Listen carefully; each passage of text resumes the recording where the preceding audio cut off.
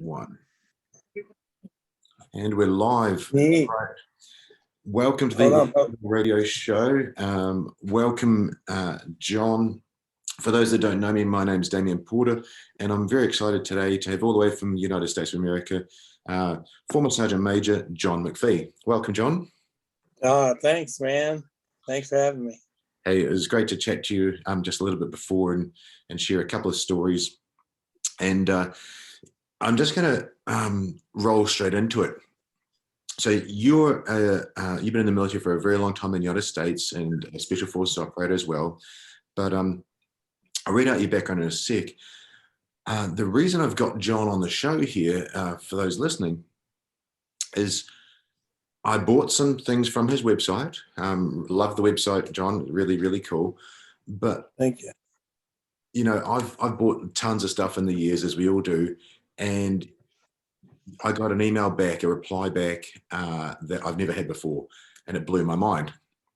And what I'm going to do is I'm going to read it out for the audience because it was just so powerful. So, got this email back, and it was essentially a thank you email. So, hello, Damien. I just wanted to take a second to thank you for your business and your recent purchase from my store. If you have any questions or if there's anything else I can help you with, please reach out to me without hesitation. Now, John, I'm sure you've read that before. I'm sure they seem like simple words to you, but that was so powerful to me to get a thank you from your end that I thought I just had to get you on, find out more about you and find out your story. So I just wanted to thank you back. And thanks, man. Yeah. Look, you know, I'm a small business, right? And I would say this is like, I would say with any small business, which is what I would consider myself, you know, the people are the most important part. Like, you know, it's that simple, right? So, you know, hey, we help a lot of people, you know what I mean? Like I try to make videos on the instructions or any of that stuff. So, you know, if you buy something from us, like you're pretty confident of this thing works as advertised. Yeah, I love that. It really did give me confidence as well. And then, you know, looking through your site, really slick, and then and looking through some of your videos as well. It's really, really cool. So let's just do your background so people can paint a picture. Yeah.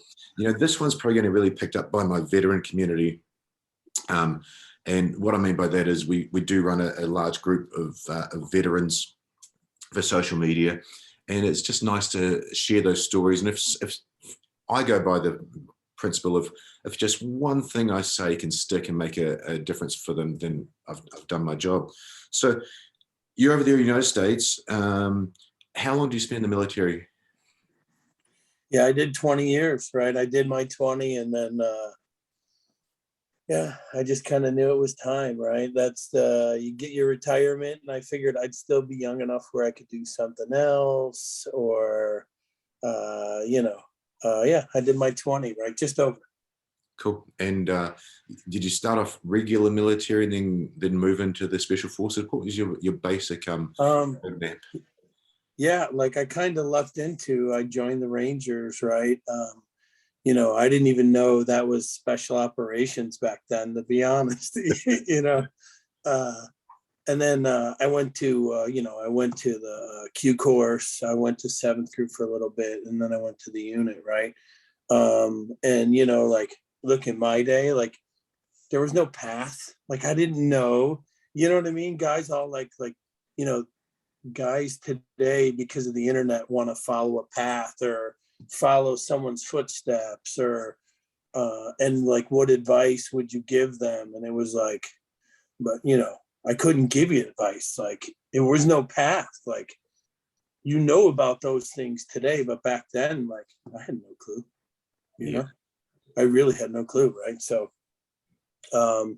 all 20 years actually I was in special operations, but the reality is like I didn't know Rangers back then was, but I guess today it is, you know? Yeah. Isn't it interesting that you didn't know about the entrance qualifications or entrance requirements and things for those units? Do you think, looking back, that was a good thing or a bad thing? Do you think that was a win for you or a hurdle? Yeah, I would say this. I think I knew I wasn't going back where I came from. So with nothing behind me, right? I just kept going forward. Oh man, you're a true Viking. You burned the boats. Yeah, I would say this is like it was a different time then. Like the internet kind of has ruined a lot of it. I think ruined a lot of it, but it was a different time then. Like no one knew. Like I would see guys later, you know, once I got to the unit, I'd see guys that I'd worked with before that like literally one day just gone. You're like, hey, where'd so and so go? Like I want to be like, we don't know. And it was a black hole back then. And I think that helped in a lot of ways, right? But I knew this, like I wasn't doing anything else. I might as well try hard today, right? Like I'm here, we're here, like we might as well do this. Yeah, yeah. You know, as you know, and for the listeners, I listened to an interview of yours, a really long interview with another. He was Air Force and CIA, I think, guy. And it was really interesting. Listen to your stories there, and you do really seem like that, and clearly the person, the units like ours want is that person who's just going to put the head down, ass up, and just keep going until there's nothing left, and just keep on going until the mission's completed. Now, going back to how I started this with your thank you note to me. Again, I was listening to that interview, and you were talking about sort of when you knew it was time to leave. I'm going to try and figure out my way into your headspace there, but you know, you went up through the ranks, you become a sergeant major in a Tier 1 Special Forces unit, and for the layman's Delta, but you know we've got those different names that we always use. And you talked about that time you realized that it was you were sort of burned out. Can you paint a picture for us, maybe with a story where you're at there? What sort of clicked in your brain that, you know, things have sort of gotten a bit much? Yeah. Man, I need some water.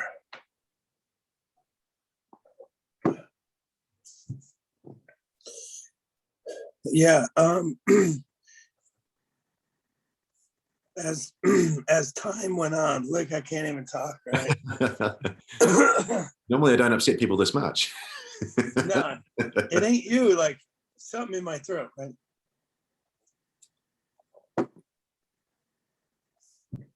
Yeah, sometimes look, you got to learn to just let it go, right? Let it go. And I think you get to a point where it's innocent enough.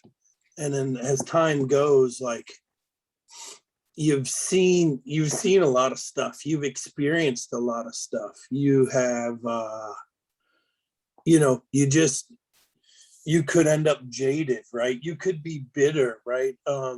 So many things could happen. So many things could go wrong. And I think overall, right, you have to learn the process of letting it go. And I think like if you don't know that, or you weren't paying attention, you didn't know you went from like being fun to like you're always the asshole all the time. You know what I mean? You may not notice that. And in a group of guys who might always be the asshole all the time, like it might be hard to recognize. But you have to learn to somehow like let it go, and you can end up burned out. A lot of guys end up burned out. They do, right? And that's one thing, but you have to be able to recognize it, right? And I think, you know, by the time you're burned out and have to figure out that you're actually burned out and that's what's wrong with you, like, you know, that could be a process. Yeah, wow. that identification and self reflection is so tough, isn't it? I think that's the mark of a powerful human, when they can self reflect. I mean, how hard is it to identify, but then, geez, make a change? That takes balls, you know, because everybody. I remember the CEO of our unit saying, you know, change. Everybody talks about it, but no one really likes doing it. No, no one. Hey, no one likes it at all. Nobody does, right? No. Yeah, I would say this too is I think with everybody, you get so entrenched or ingrained in what the norm should be, right? That even if you wanted to, you just go with the grain, and you know you could mask a lot of any type of issues for any guy. You know what I mean? Like, you know, just do what you're supposed to do. Because, like, you know, like when you work out, you know, fight, like I fought every day, I swam, I did the O course. When I was doing those things daily, I was too tired to care. Yeah. But when like those things stop, and then like you got to figure out what to do at your own time, you know, this is where the problems could start, especially for a lot of guys. Yeah, and that's why we're talking about this, the transition from military life to civilian life, for operational and non-operational soldiers as well. It's just tough. Yeah. It's really interesting to watch people, and I don't judge you. You know, if someone's going through something, that's the effect it's having on them. Doesn't matter what they've done or not done. They're having that trouble. You talked about let it go, and that was really cool. That's probably one of the jumping off points. You said you had a test as a sergeant major, with, people with traumatic events, post-traumatic stress, whatever you want to call it. But, you know, I say having problems. You know, someone's having a problem that's it's been acute, chronic. Maybe it's really on them. Maybe they've had it for years and years. And you came up with a test. Tell us about that. Yeah, the let it go test. A buddy of mine was going through a tough time, right? And I was like, you know, you got to let this stuff go, right? Like one day, and he just kind of clammed up, and I'm like, just say let it go, let it all go, just say let it go. And he'd get mad at me, you know, he worked with me every day, right? So he'd get mad at me, he'd be like, fuck you, and walk off, right? Like, I mean, I was a sergeant major, and technically I was his boss, but we were also buddies, right? So I was like, man, that's kind of weird. So I started asking people, like, and you know, and like not like, and it wasn't the only thing I did, but like at times, you know, when you work around a lot of people, there's going to be times where you have boredom or downtime where you figure people out, right? I'd always ask them, hey man, say let it go. And I found no one could. And I wouldn't even give them a reason why. Be like, do me a favor, say this. They'd be like, yes, our major. Be like, say let it go. And they'd be like, why? Right? Every one of them, right? Hey, but people who didn't give a fuck would be like, let it go, right? And you're like, you know, what I realized was most people couldn't let go. And I'd say that's kind of in another way, like if you're a book, if you're a story, you got one chapter. You get stuck in a chapter. And what you don't know is you're in the middle of the book. You got to move on. I love that. That is really, really powerful. What a great analogy. It's mind-blowing, really, because you, in military, especially a guy soldier who's trying to push it, you know, you're the epitome.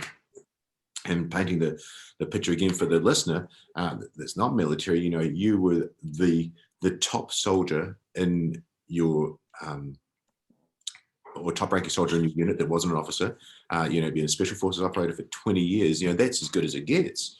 And in a lot of people's minds, in the military guys' minds, you've reached the top of the mountain. should be the end, right? But you know, you don't. With your analogy, you don't know if you're in the middle of the book, which chapter you're in. Are you in the first third? I mean, um, this is maybe slightly off base, but Bear Grylls. I mean, everybody's heard of Bear Grylls nowadays. Right. I read his book back in the 90s about this guy who'd climbed Everest. So the book was about some guy who'd climbed Everest. Oh, and he's in the military and he broke his back, SAS, for a couple of years. You know, that guy's, where is he in his chapters in his book? And look where he is now, 20 years later. Right. Well, you got to think of this as like, okay, well, what if the book is however long you live? Right? Yeah. You know, I mean, look, you know, I retired at, I think I was 41, you know, how long am I going to live? Well, I'm already in my 50s, right? That was, you know, a while ago. I'm still here, right? So you got to think, where are you in the book? And then you can't let that chapter define you forever. Like, you're going to have to evolve. You're going to have to progress, because you can't stay there. You can't be there, right? Like, you can't. You can't. So what did you do to evolve out of that, you know, sergeant major in his office? You know, you're the king of the world there, really. You're running the whole show. What did you do to identify and evolve to, hey, I'm out of the military now. I you know, being that angry guy isn't going to work when I got to be a small business. What was that sort of turning point? What did you sort of self-reflect on to make that change, John? Well, it was simple. It was before I retired. I just one day realized, like, I could have fun today. We could have some fun today, or I could be an asshole all day and hate everything about today. And I just got tired of being the asshole. Man, I love how simple you make it. And you know, listen to that interview. There were so many parts that stood out and went, I've got to speak to you. And that's really it. It's a choice. You know, I talk about it all the time with my clients, with when I'm posting this stuff for socials for people to learn from. You know, you're in charge of your thoughts. You're in charge. You can change on a dime straight away. You're the one. You're the boss. Well, you're gonna have 1,000 feelings today. Why end on the bad ones? I'd also say this is, I think I think a lot of it is simpler. I think it's this simple. There's positive or negative, right? You could live your life positive or negative, right? Each one are going to have their own side effects, right? But if you live positive, you're going to smile every day. Yeah, that's cool, man. That is really cool. I love it. So can we talk a little bit about what you do now? And you know, I thought I'd researched you a little bit, and then boom, you've got this whole TV channel, as it were. But Yeah. let's paint the picture from the start with so we've got sobtactical.com. What does that involve with the website and what you do there first? I teach classes, I coach guys, and I do a lot of it online. I do classes. I travel all over the States here. And I teach, you know, from basic level shooting to what police would call advanced hostage rescue and everything in between. And I do it all with just video diagnostics.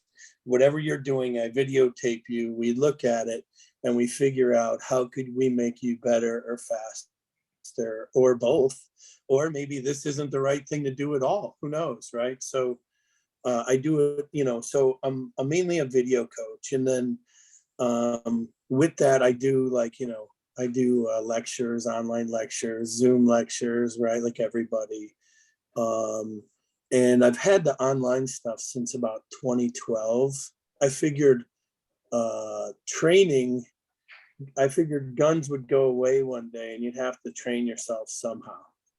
How do you do that? How do you train from home, right? So I started in 2012 So I started an online membership. I have my own app, and then it's really simple. It's basically a lot of professionals who don't have time to go to the range every day like a gun guy should. Like, like most guys are like getting there once a month, if that. So it was just a place where, like, if you had limited time, just kind of do these things, watch these videos, right? And it's kind of evolved from there. Like, I have my own app in the iTunes store or Google Play, right? And I think the last I checked, there was 516 videos in there Wow. that people could watch, right? And then we have a free membership where you could join the free side where you can see all the free videos, or we have a paid membership. And I think I put up, like, I don't know, 5 videos a week. I don't know, 3 sometimes. Like, we put out a lot of content to the members, and the goal is to just help. I've always been a good intent guy, right? So if I could help, or if I can answer those questions that no one could for you, I will, right? Like, and I know it sounds simple, but there's a lot of people out there that they want to be able to defend their homes. Like, I'm not talking gun guys or SWAT guys. I'm talking regular people. They realize the world's crazy, right? And they need to at least be able to take care of their own for a certain period of time. Yeah. Right? You I think you're a bit like me. You're a born teacher, and that if it's inbuilt, it's you want to help, and you want to help people, which is really cool. I mean, and before we started recording, you said I'm an open book, ask me anything. So it's isn't it funny the picture people paint in the head about special forces guys? Oh man, I've known all kinds, man. And they come in all kinds, and some could be bad, some could be good, some could be good and they could be bad, and some are just good, right? Like, it's such a cross section of humanity, right? I've worked with all kinds of guys, and having to be the boss, or I was a troop sergeant major in Iraq. Like, I was in charge of like 56 guys on a regular night, keeping everybody like happy, focused. This is a challenge. It's and everybody needs different advice, right? Everyone needs different advice. So yeah, you have to deal with them personally. It would have taught you how to read people. Yeah. Well, you also got to know what people want. You know what I mean? Like, just, some guys will always want to be the number one guy. Right? Like, I mean, and there's a millions of these qualities. Some guys are always the guys who could ask questions and figure out, like, I think this dude's lying. Like, that's a skill, right? Like, so everyone has these qualities, and you got to figure out who does what best. And then, sometimes there's a clash of qualities where the guy might be the best, but it's not the guy you totally trust. What do you do then? We need to figure, we need someone else, or we got to watch over them, right? Like, so there could be so many little things where, you just got to deal with people as they are. You got to know them to go, hey, this is whatever, right? And I'll tell you, like, through those times, I would always ask guys questions. I was always doing unofficial science. Someone would tell me something, I'd be like, no, I don't know if that's true. And I could ask 10 dudes, I could ask 50 dudes, because we all worked at the same place. I could ask everybody I ran across, and so I would always ask questions like that. But I tell you, guys can't let it go. I can't. I don't know why. So look, all right. So look, you ready for the test? Yeah, I thought I put my balls on the line here. Yeah. Okay, you ready? It's this simple. Are you ready? Okay. Say, let it go. Let it go. Come on, you know the answer. Do I got to say it? Don't make me the bad guy. Not That really. was a big deep breath, wasn't it? It was way too big. There's a massive pause. But yet it's so simple at the same time. Yeah.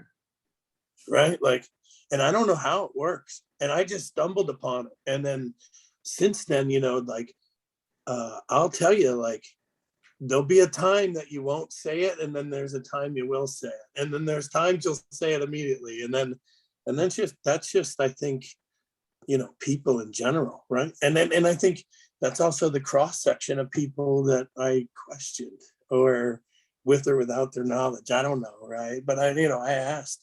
I think it's an indicator, right? And think about this: is if you can't let anything go, what are you hanging on to?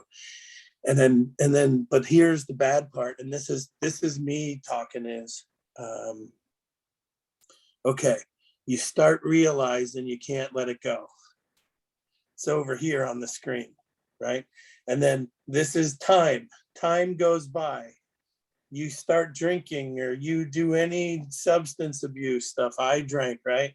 I was drinking. I realized this was wrong. How big is that gap? Yeah. That gap was like 5 years for me. I got to go back and figure out what was the problem to begin with, instead of just letting it go immediately. And like, we don't even worry about that. Man, that's awesome. That's the magic right there. That's why I got you on, John. It was a mind-blowing realization there. You know, find out the root cause, and yeah, you can't cheat. You can't cheat that test, eh? I don't know. Maybe someone could, right? Like, I don't know.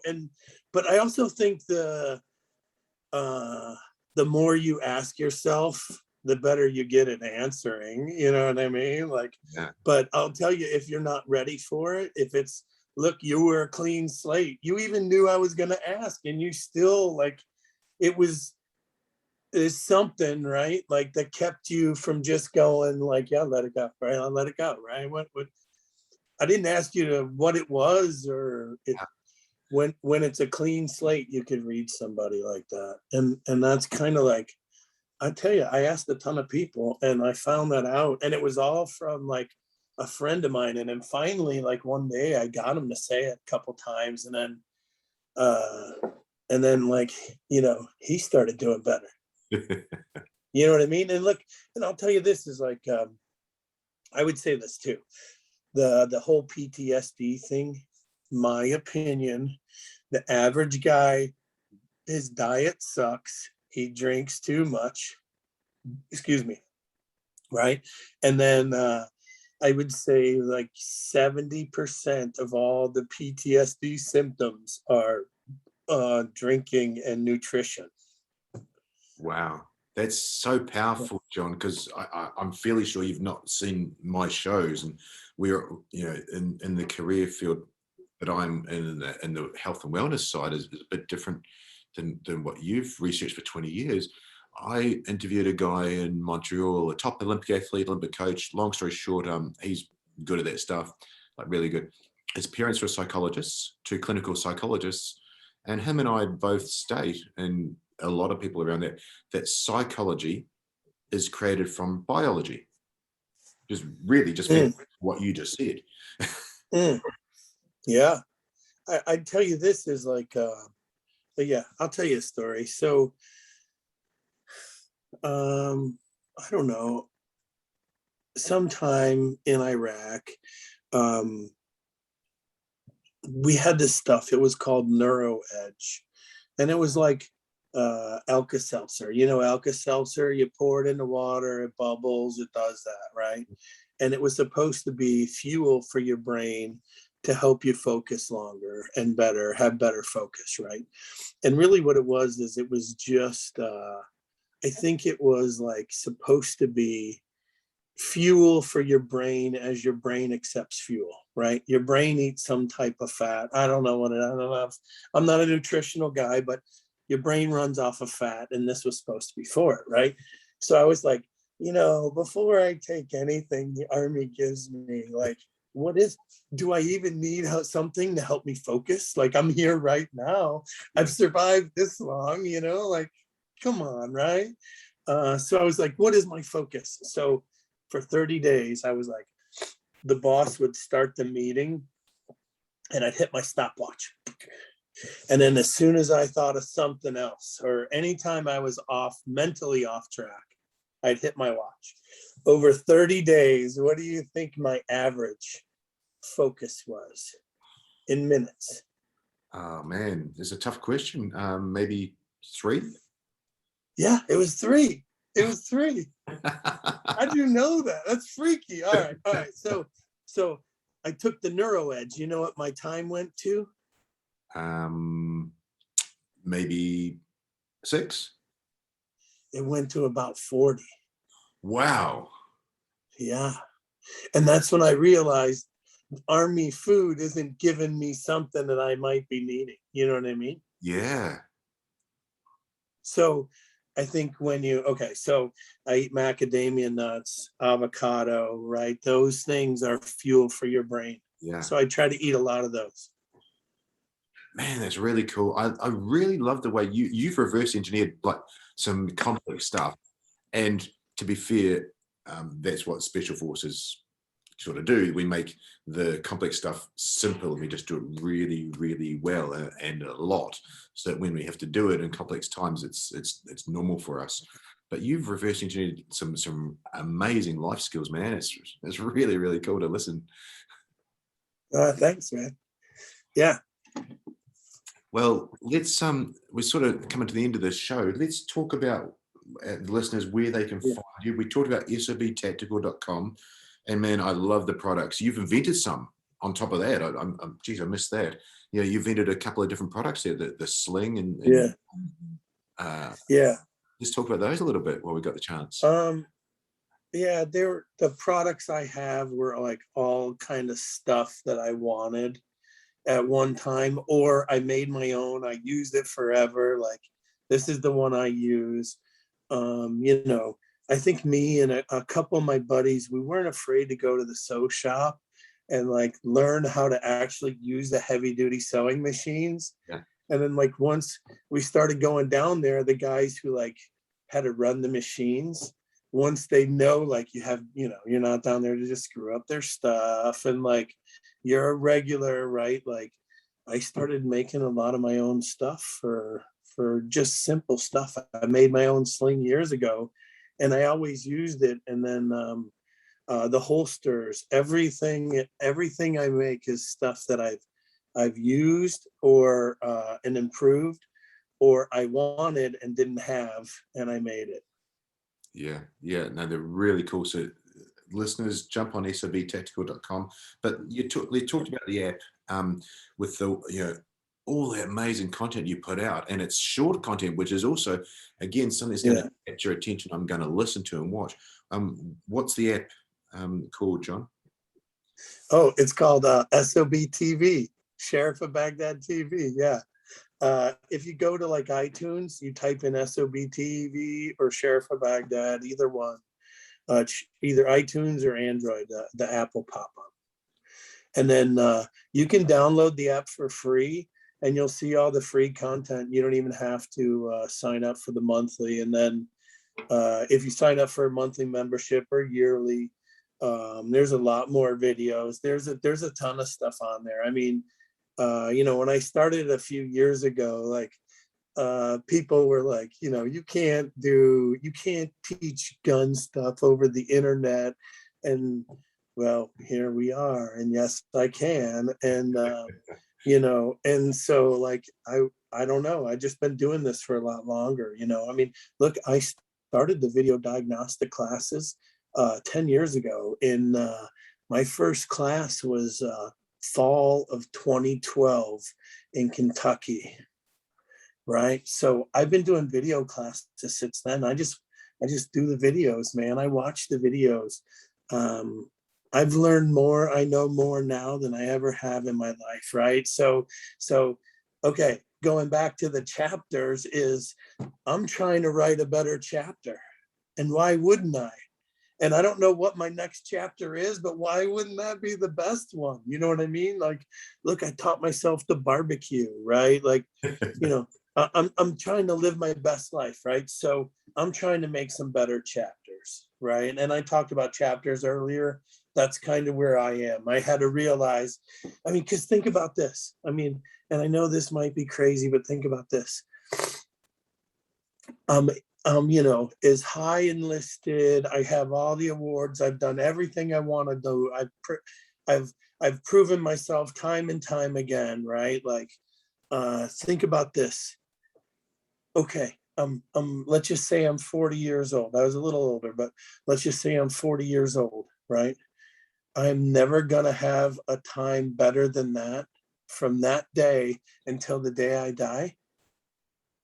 That's it's crazy logic, right? It's crazy to even think that, right? So it's like you're gonna have, and then look, if I'm in charge of writing these chapters, yo, this shit's gonna be good. You know what I mean? Like, right? And why wouldn't I? So, and I think that's where like the let it go and everything is like, look, you're in control of those chapters, and that story should be ongoing as best as it could be, right? You're in charge of it.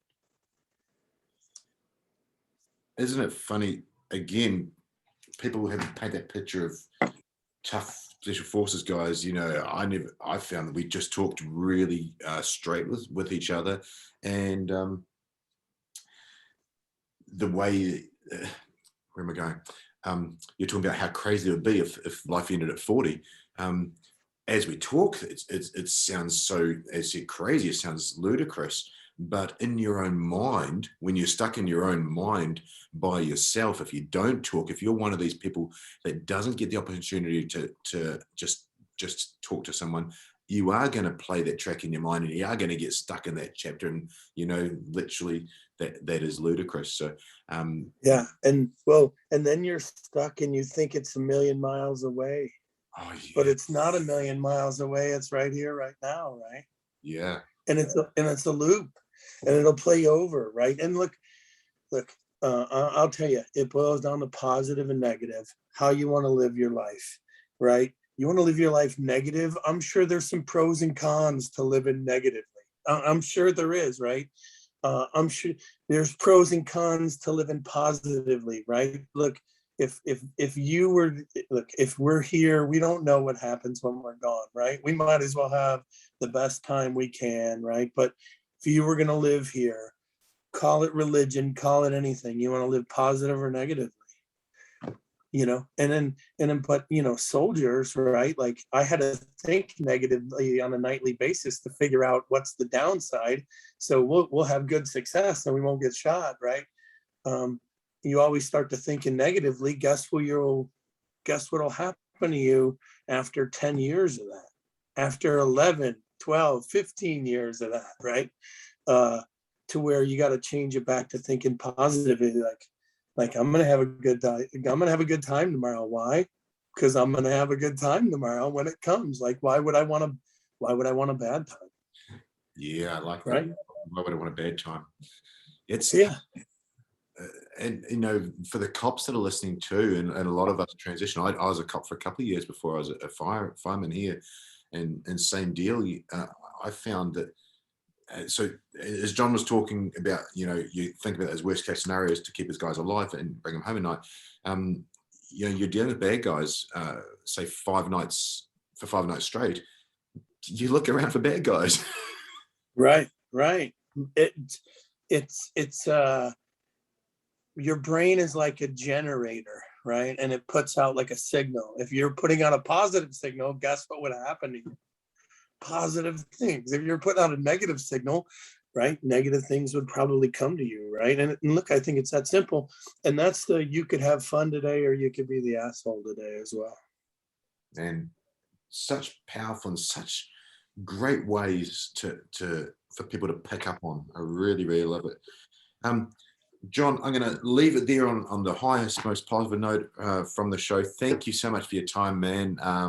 It's been a pleasure, and I appreciate your patience in getting on. I know it's tough from USA, but thank you, and congratulations on what you've achieved for the chapters in your life. Oh, thanks, man. Yeah. And then, hey, you know, you should work on your test. You know what I mean? Like just a little bit, you know, come on. I will. It's a promise. Thank you. I appreciate it. All right. Yeah. Anytime, man. Man, it's great to see you. Thank you so much. Yeah.